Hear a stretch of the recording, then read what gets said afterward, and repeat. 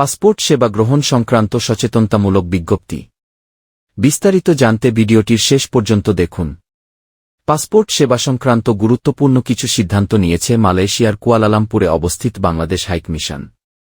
Passport সেবায় দীর্ঘসূত্রতা ও অনিয়ম নির্মূল করতে হাইকমিশন গত ৩ বছরে গুরুত্বপূর্ণ এসব সিদ্ধান্ত নেয়। হাইকমিশন থেকে পাঠানো এক সংবাদ বিজ্ঞপ্তিতে এসব সিদ্ধান্তের কথা জানানো হয়েছে। সিদ্ধান্তগুলো নিচে তুলে ধরা হল।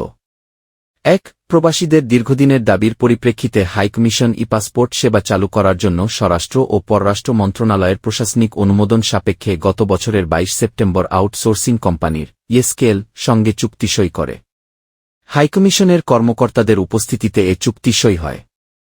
২. গত ১৮ এপ্রিল ২০২৪ স্বরাষ্ট্র মন্ত্রণালয়ের সুরক্ষা সেবা বিভাগের সচিব কুয়ালালামপুরের সাউথগেট কমার্শিয়াল সেন্টারে আউটসোর্সিং প্রতিষ্ঠানের অফিস ভবনে আনুষ্ঠানিকভাবে ই-পাসপোর্ট সেবার উদ্বোধন করেন। এদিন থেকেই মূলত ই-পাসপোর্ট সেবা যাত্রা শুরু হয়। ৩. হাইকমিশন স্টেকহোল্ডার অ্যানালাইসিসের মাধ্যমে অনুধাবন করে যে পাসপোর্টের আবেদনপত্র পূরণের মাধ্যমেই দালাল বা মধ্যস্বত্বভোগীদের সম্পৃক্ততার সুযোগ সৃষ্টি হয়।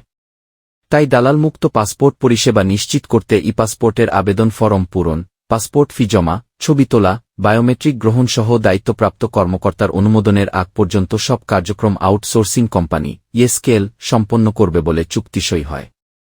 চুক্তির বিশেষ শর্তাবলীর মধ্যে রয়েছে সুপরিসর অবকাঠামো, স্বচ্ছ নিয়োগ প্রক্রিয়া, আইওটি ভিত্তিক রিমোট মনিটরিং ও ৩ লাখ রিঙ্গিত সিকিউরিটি ডিপোজিট ইত্যাদি।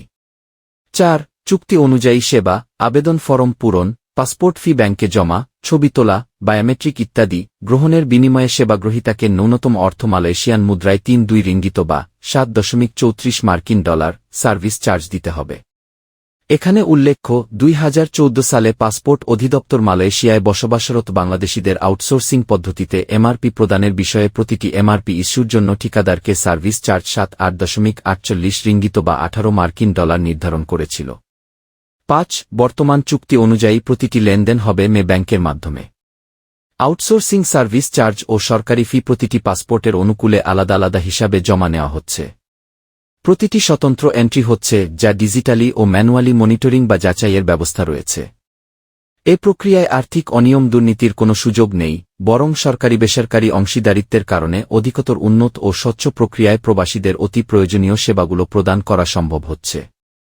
৬. প্রবাসীদের পাসপোর্ট পরিষেবা হাইকমিশন ও আউটসোর্সিং কোম্পানির মধ্যে যে চুক্তি সই করা হয়েছে তা যথাযথ বাস্তবায়ন ও তদারকির জন্য হাইকমিশন ঊর্ধ্বতন কর্মকর্তাদের সমন্বয়ে একটি টাস্কফোর্স গঠন করেছে। এ টাস্কফোর্স যে কোনো অভিযোগ পেলেই হাইকমিশনারের অনুমোদন সাপেক্ষ ব্যবস্থা নিচ্ছে।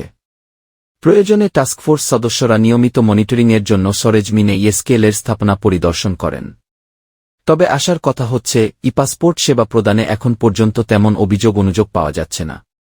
৭. মহামারী কোভিড-১৯ চলাকালে বিশেষ ব্যবস্থায় সরকারি পরিষেবা নিরবচ্ছিন্ন রাখার জন্য এমআরপি পাসপোর্টের আবেদনপত্র গ্রহণের জন্য পিওএস মালয়েশিয়াকে মালয়েশিয়া পোস্ট অফিস দায়িত্ব দেওয়া হয়।